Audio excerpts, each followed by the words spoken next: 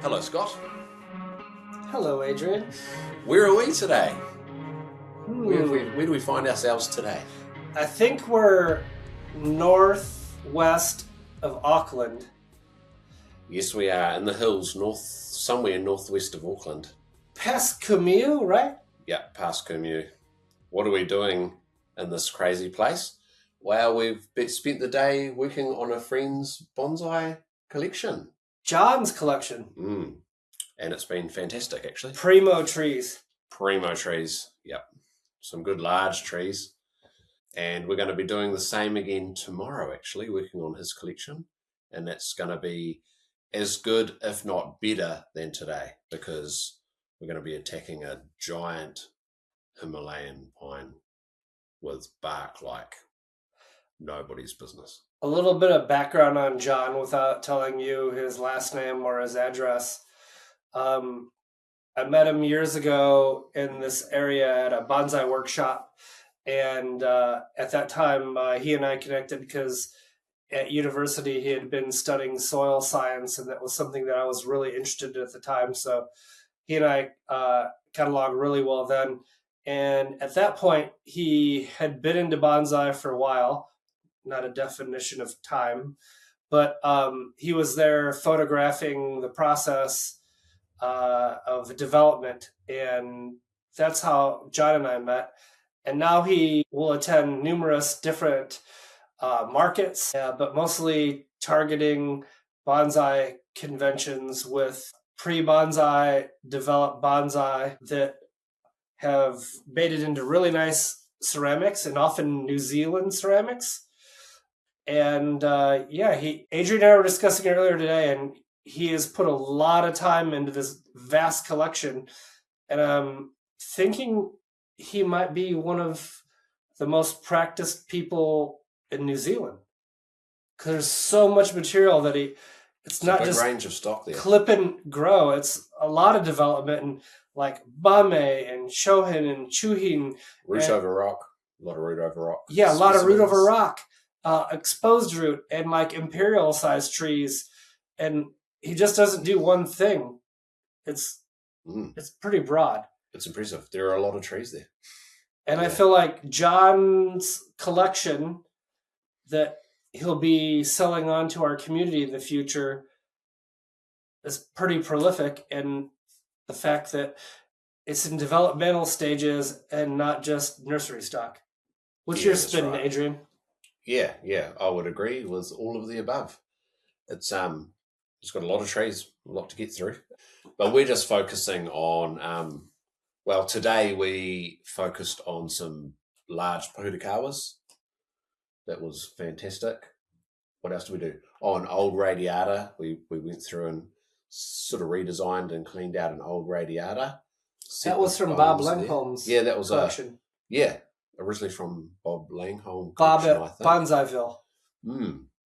And from there we moved on to some large pohutukawas. What do you mean by large? Going to be fantastic trees. Well, they were pretty big. I mean, the first one we worked on was Metrosideros Spring Fire, and had a big base. Big base. Like a 20-inch. What is that in centimeters? That's a good question, actually.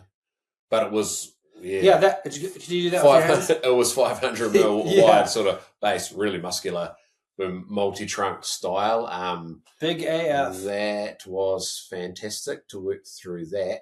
John had already wired up the branches. We just sort of tweaked some things here and there, and I went through a lot of pohutukawa maintenance and how we can prune out those branches. For instance, removing the upper and lower leaves on the branch lines so that buds don't form on the upper or lower branches, keeping the leaves on the laterals so the buds form laterally so we can get that beautiful structure. Orienting and cutting back to 2 buds on a pohutukawa, leaving 2 leaves with 2 buds lateral like this. Don't cut back to the set that's vertical, just cut back to the set that's lateral so that you're getting a beautiful division which is lateral, so you can grow out that scaffolding. That works really well for pohutukawa. Yeah. John and I were chatting and made an observation.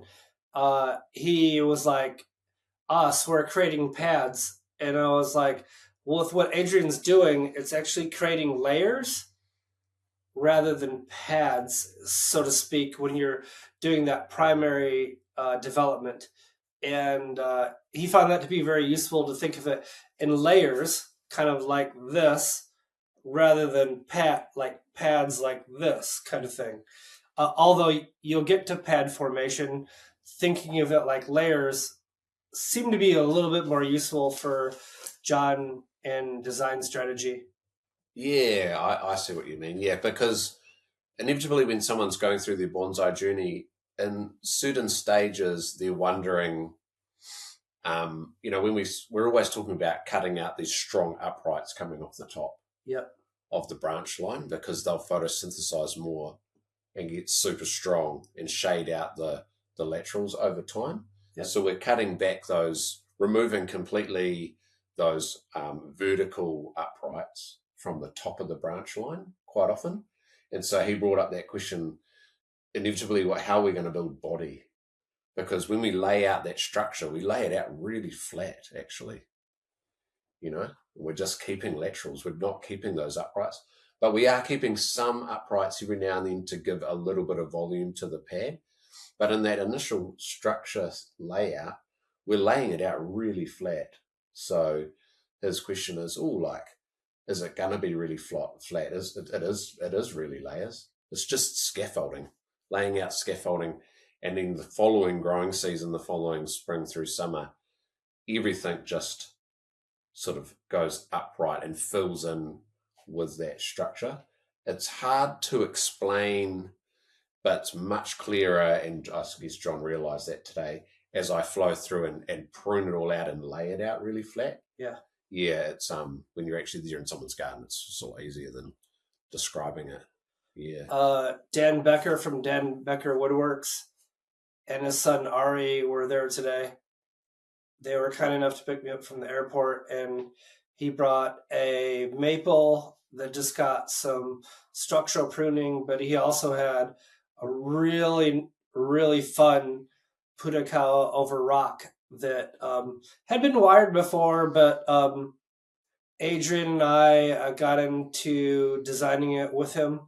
And had some age on it, that tree, as well. Good bark. Great bark. The root structure over the rock was really cool. He's keen to put it into another pot that's more suitable for the long-term design. But yeah, it was great to go through those mechanisms with him of like why we do what we're doing and things like aerial roots and how we deal with those, like when they're contributing to the design and when they're stressing the energy resources for development at particular junctions. And yeah, that's a good point actually. The aerial root situation on putakawas. People love the aerial roots that come off a putakawa. They're impressive. They are impressive. And they get those, that reminds them of the old putakawas out and about. But I'm always bringing up the point that those aerial roots should be aesthetically thought about like everything else on the tree, because generally people are just letting the aerial roots just flush out wherever willy-nilly, and they're coming out at all different angles, because they really do sometimes, and coming up from high up in the tree all the way down. What tends to happen over time, if you're not selective with what aerial roots you keep, often they'll come out from a branch crotch further up. And if you leave those there over time, what's happening is you're starting to get reverse taper. When those aerial roots hit the ground into the substrate, they're thickening up. And then all of a sudden you're getting a thicker branch and a junction that's thicker.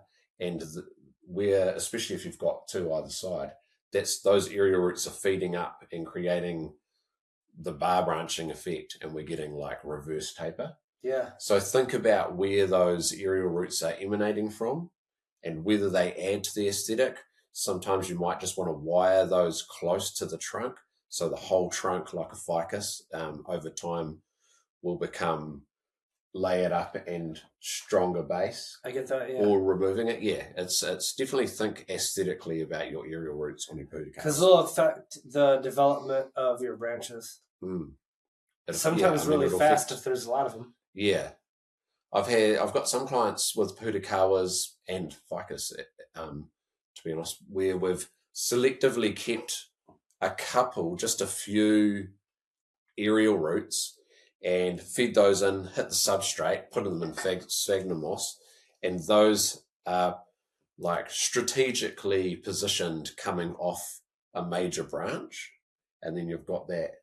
So you've got that major branch coming out, and you've got a feeder, an aerial root coming down.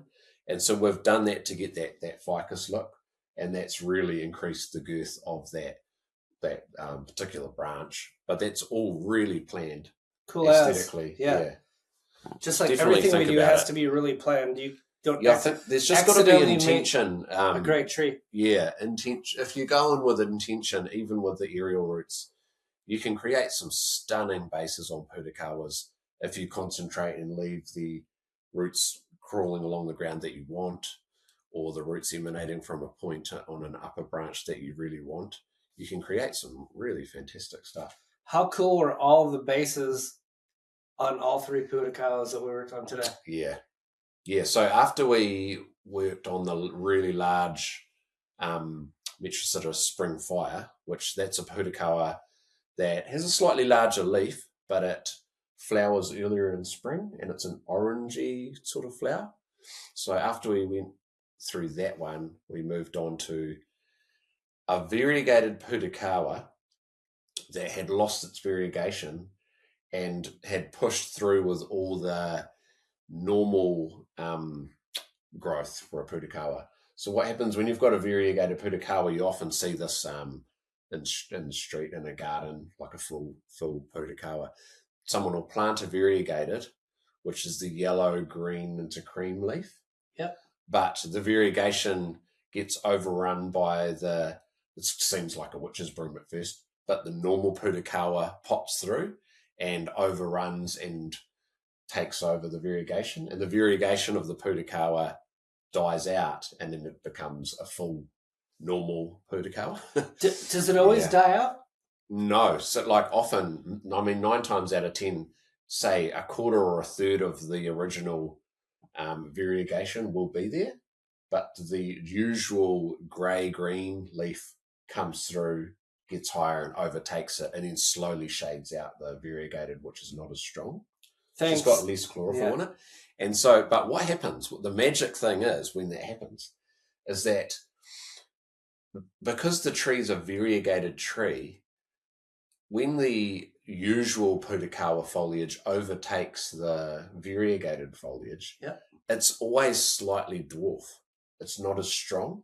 So you get a really cool, slightly smaller, denser leaf, which you would have noticed on that tree, eh? Yeah, right. It's really tight and the leaves are smaller, but with these like really strong, beautiful buds. So then you've got what was once, this was an old tree, was once a variegated putukawa with the yellow into cream leaf being replaced by the normal just Metrositta excelsa leaf, but it's dwarfed because it's really a variegated tree.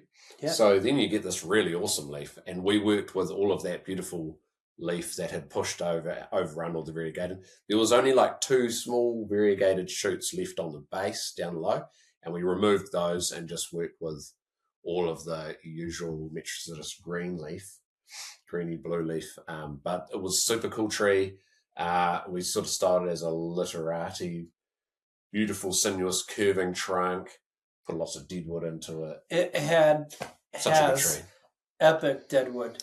Like going back to that concept that we've talked about in prior episodes, like we have to grow our deadwood, which sounds counterintuitive because you're just like, cut it off. I'm not going to use it. Cut it off. I'm not going to use it. Seems intuitive. But if you really want to incorporate like some good contrast with deadwood, we have to grow it and keep it on the tree until it's an asset to the design. And this was a case where it was like 10 out of 10. Awesome. Yeah, what's great is that John really wanted to have that first large Aotearoa spring fire, very large multi-trunk that we worked with. Going on from that to this next one, which was a thinner trunk but still a large tree with beautiful bark running up it. It's fantastic because with that one, he just wanted it to be representative of the old gnarly ones that are just growing off the cliffs around Aotearoa, obviously, but not a huge trunk, but a lot of movement, a lot of deadwood, more literati in form, heaps of age, less foliage, but that's going to be a beautiful tree. Yeah, the bark character in it too was like amazing. Yeah, these are great trees. The repot angle will like take it up. Oh, that's what I wanted to mention. With that earlier spring fire one we worked on, there had been large branches that had been flush cut off.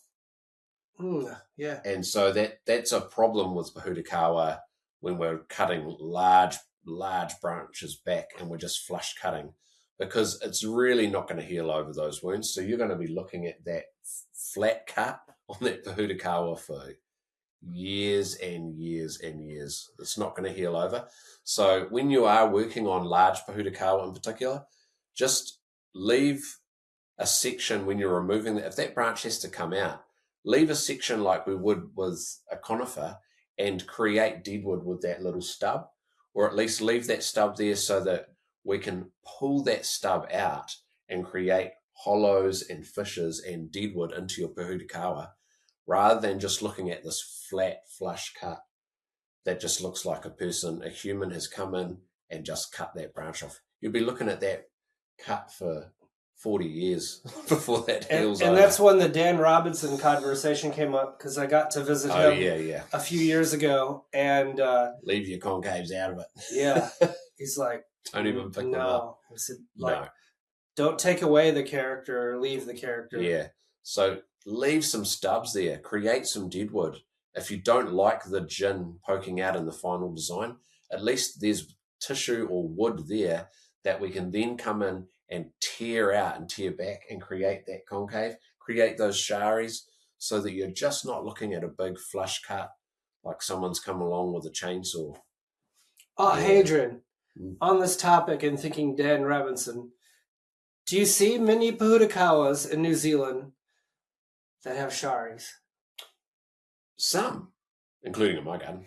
But we want to see a lot more, because if you do study ancient Pohutukawas, they're there, right? That all of them have shari, I mean, that's why I asked. Yeah. Because I don't feel like it's common to see it at shows. I have seen it in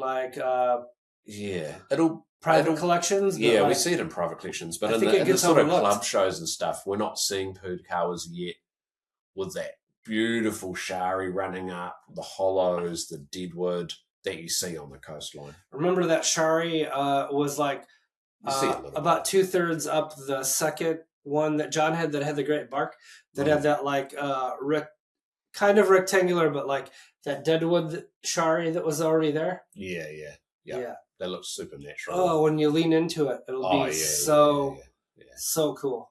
Yeah, I've probably talked about this 100 times before, but there's a really old Pohutukawa on the northeast cliffs, like well past Mangawhai, but it's sort of a known ancient tree, but it's a couple of meters up the cliff from the sand on the coast, so the waves and the storm surges come up and the waves come in and pummel the base of it. It's sort of 2.5 meters up a cliff face, but it's like a coiled snake, and it's only a couple meters high, massive trunk with shari hollow deadwood running all the way around, and then foliage at the top that just comes down. It just looks like a coiled snake ready to pounce. It's ancient, and it's big enough to be, you could imagine it in a bonsai pot easily. I mean, it's not collectible. I heard you discussing that with John. To go back, it's akin to like a Sierra juniper or something that you see, or something that Randy Knight would just see and just be like, oh my God. Do you see many Pohutukawa throughout the country, because you travel so much? Do you see ones that have hollow trunks either? As bonsai or just as bonsai? I've seen a few. I've sold a couple with hollow trunks. Yeah. But I'm creating more and more with hollow trunks because I'm just completely influenced by the ancient ones on the local cliffs. I love that sort of stuff. But I do notice that we don't see enough of it in the sort of club scenarios. And the topic today was how we're going to style these trees. It's quite easy and common here in Aotearoa to see people style a pahurikawa closer in form to the kind of dome of foliage and multi-trunks that you would see an old purikawa, it's still old, spreading purikawa in kind of like in a park, Yeah. or in the open grassy areas of a beach, of an actual beach setting, rather than the ancient ones hanging off the cliffs, which are the ones that I'm kind of more influenced by. But yeah, what else happened? Oh yeah, so Ari the I'll just go in there next. Yeah. Dan's son Ari is 8 years old, and last year he attended the Hamilton Bonsai show with his father and 4 of us, and he got 2 trees. He got a Japanese Texas and a Scots pine, correct? Yeah, Sylvestris, Scots pine. So he's potted them up, and they went through a little selective branch pruning last year at the show, but he brought them back today, and they're healthy. And we did some more branch selection. We did some wiring. And 8-year-old Ari is like keeping his trees alive. Nice to see these little trees from Ari going well. So our community added some Deadwood, some gin to them. He added some Deadwood and gin to them. Into it. Yeah. Then he went off and climbed a big purity tree. Yeah, he was at it today. But it's great because, well, Dan and his son get to hang out with us and vice versa. But he has general interest in development of trees. Like, I took some time to describe some like fundamentals to him, and it was exciting to see that he was really paying attention, because not everybody wants to learn the nitty-gritty parts of it, like science. Keeping it alive and like just go like, look at my tree is really fun. But then like talking about what angles you hold tools at and where your hands are at and positions are for wiring and moving up a branch and like where your body is in position with that branch.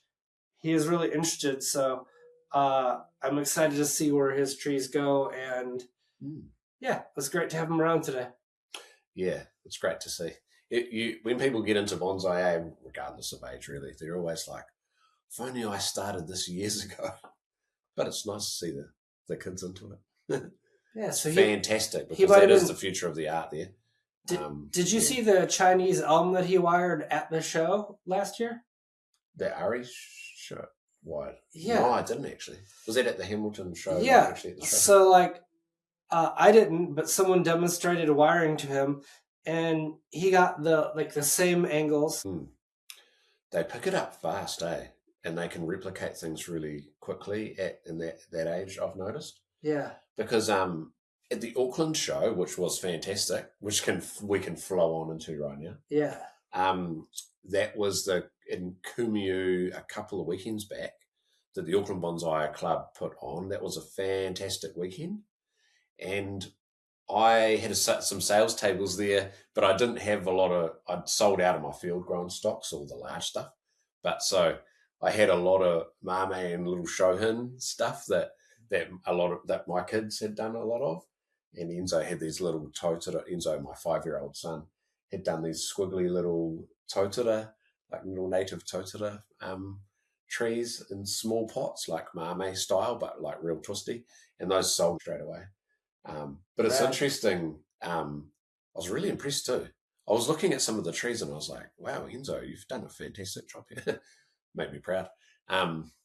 So he'd wired up, and my daughter Miko had done some trees too.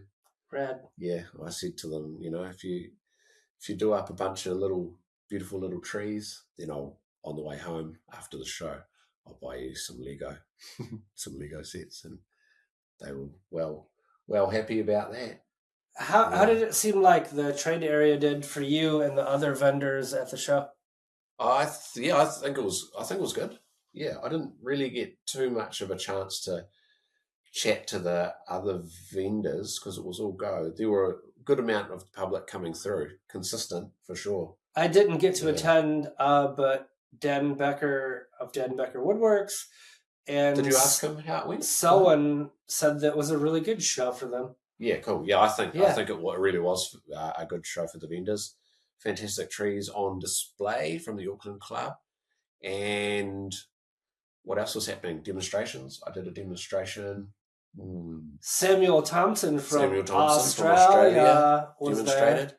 He got to work on some great material too. That came from Bob Bob Langholm, Langholm. Yeah, Bonsai.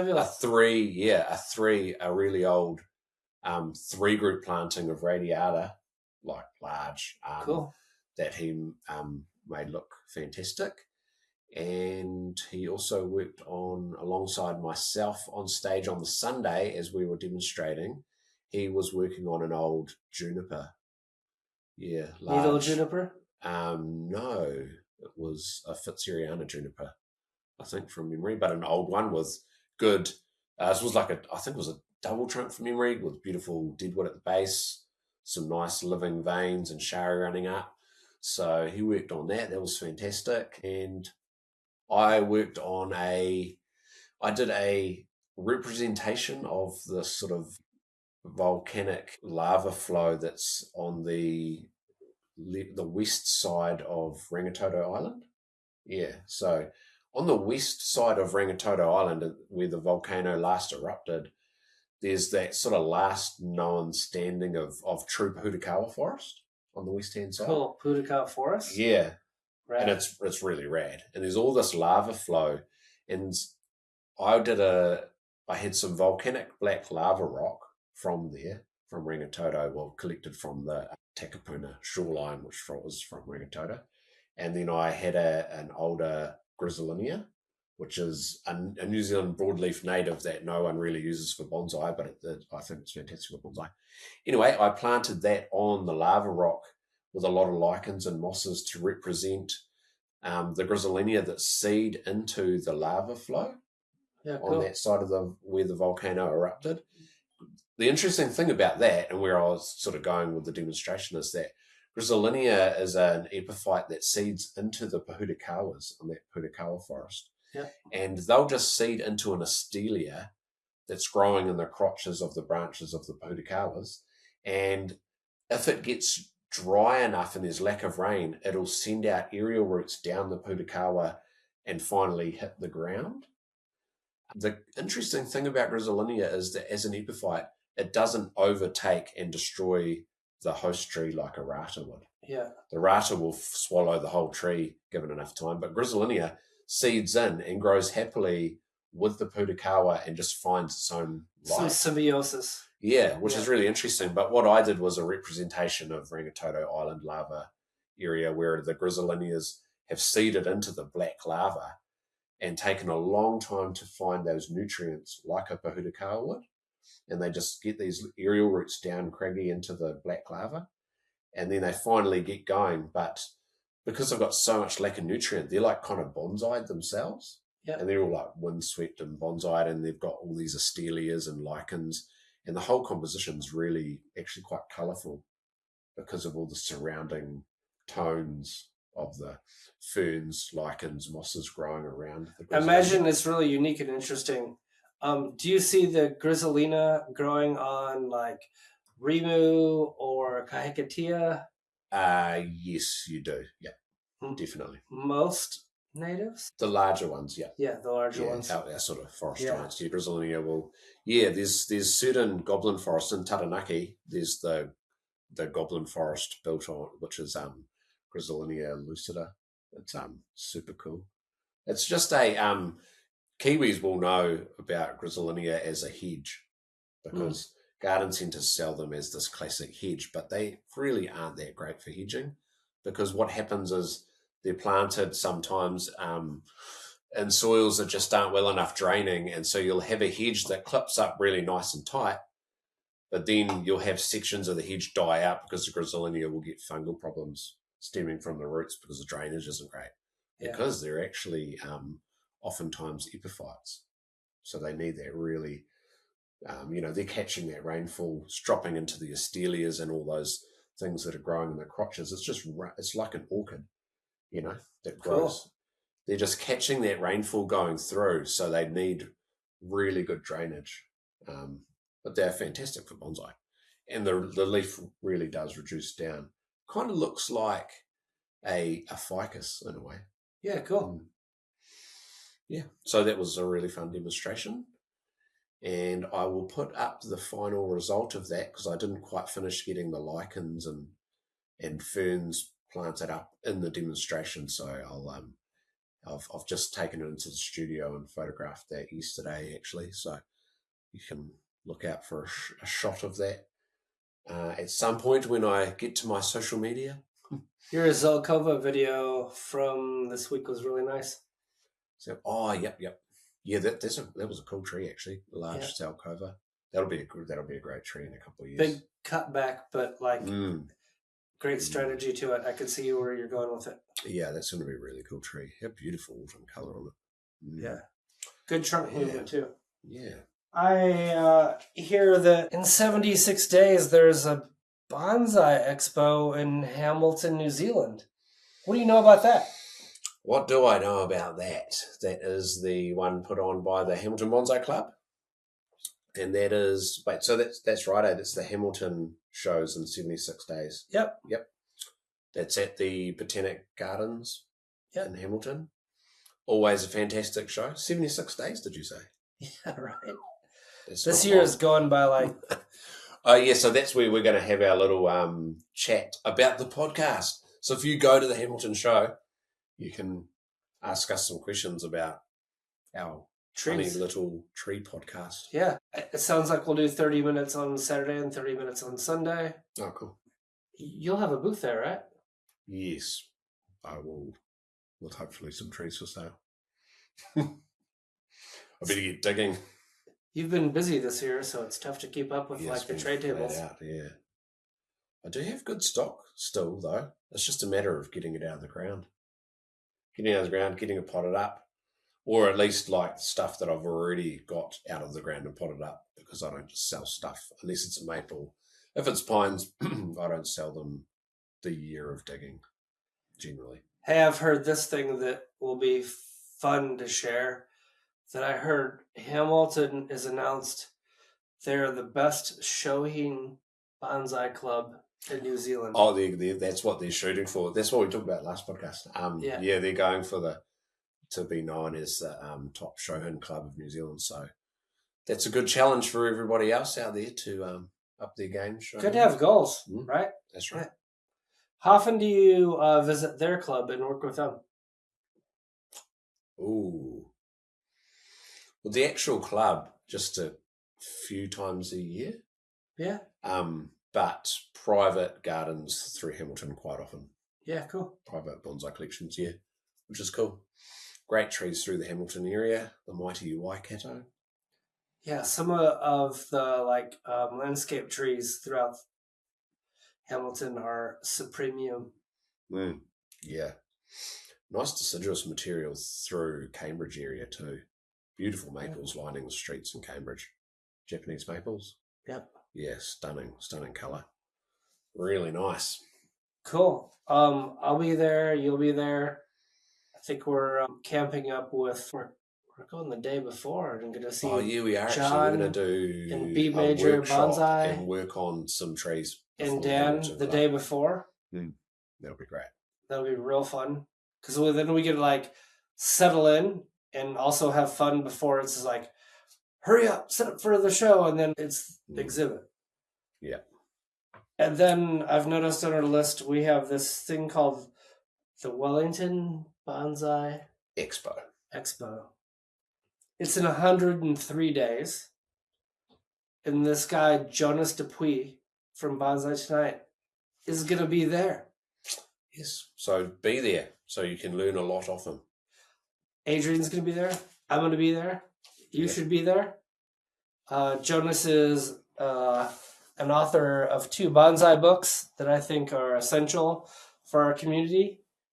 His blog is BonsaiTonight.com. Bonsai Tonight is quite possibly the largest with volume of information than... It still surprises me, actually, that people get into bonsai and they think about doing black pines, for instance, and they miss the boat on BonsaiTonight.com. It's the foundation place to go. Because, yeah, I mean, people ask me, when should I decandle? I'll just direct them to Jonas's blog, to Bonsai Tonight, because the information is there if you're wondering when and what you should do to develop Japanese black pine from seed through to, beginning to refine. You can just easily go to Bonsai Tonight. It's very good information at your fingertips. He's a friendly gentleman and has a great sense of humor and is a great public speaker. I really look forward to seeing him in Aotearoa, and I hope you get to enjoy him as well. Yeah, definitely. Yeah, all right. What else is on the list? It's probably almost all we need to chat about tonight. Real quick, how things going on in your garden? Ooh, good. Not that I'm there very often at the moment. Yeah, good. Yeah, everything's going good. We've had 4 or 5 frosts to this point, so I can tell. So the conifers are starting to take on that nice purplish haze to the foliage, and I'm always happy when that happens. And we've had a bunch of frosts because we know it's killing off all the bugs and the fungal problems that we may have around the gardens. So that's good. What else is happening? It's been nice finishing that Grisilinea from the demonstration, and that's sitting up on a stand in the bonsai garden, looking quite magical. Just have to keep the birds off these plantings. So what I do is have that black bird netting. And I have to drape that over these large rock plantings because actually a lot of work goes into these plantings, especially if you've got these in the branch crotches, you've got mosses, lichens and asterias and flaxes and New Zealand grasses growing up there in those areas. Like, you can spend a lot of time putting that composition together, and everybody knows this ordeal. Set it up on its stand in the bonsai garden, walk out, might be fine for a week, month, a day, couple of hours or a year, but at some point the birds are going to rip it apart. And so I use that black netting. The cool thing about that black bird netting, if you just drape it well, is that if you stand back sort of 4 or 5 meters, you can't really see the netting. Cool. Yeah, it doesn't detract from your actual composition. It's quite nice. And it keeps the birds off. So rad. Where do you get that at? You can just get it from Garden Centre. They usually have this big roll of it. You can just buy it by the metre. Is it called bird netting? It is, usually, yeah. You can get white bird netting and black bird netting. White bird netting really stands out. But the black really blends in, sits back. So it's not going to detract from your collection too much. Cool.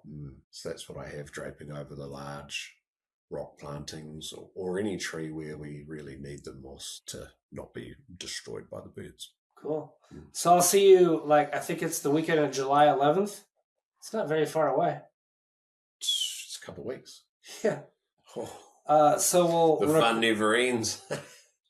We're chasing the bonsai dragon.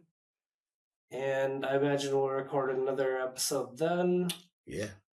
And then in August, you're back in Wellington to work with Harry, the Waikanae Deadwood Society. Oh, yeah. And then I think I get a day with you too. Yeah. We're recording another one too. Yeah, and we'll be doing some repotting. July coming up, we'll be doing some repotting. Yep. Oh, yeah. Get to we dive got some into really the great ceramics. Bad Swan ceramics from Australia. Oh, shout out to Bad Swan. Brendan Norton, thank you very much for being such a fantastic clever creator. person, and like it's great too because like many ceramic artists that make bonsai pots don't grow bonsai, but Brendan grows and develops bonsai, and he's really clever. I just have a great time working with him, and he'll have many pots that will be at the Wellington show for the ceramic competition as well too. Oh, will he? Yeah. Oh, yeah, of course he will, actually. Yeah, yeah. I heard there were 15. So yeah, we'll so see. you'll get to see some great pots. There'll be a stone monkey pot there. Oh, yeah, that one's Andrew Parsons. Yeah, that one you've got. Yeah, nice. Yeah, so don't just go to the National Expo in Wellington for the trees. Go for the ceramics too, and the people. Yeah, I was just going to say, and the community. It's really great. Yeah. All right, cool. Thanks for your time. Thanks for your time. Booyakasha, and may you and your trees be healthy. Peace out.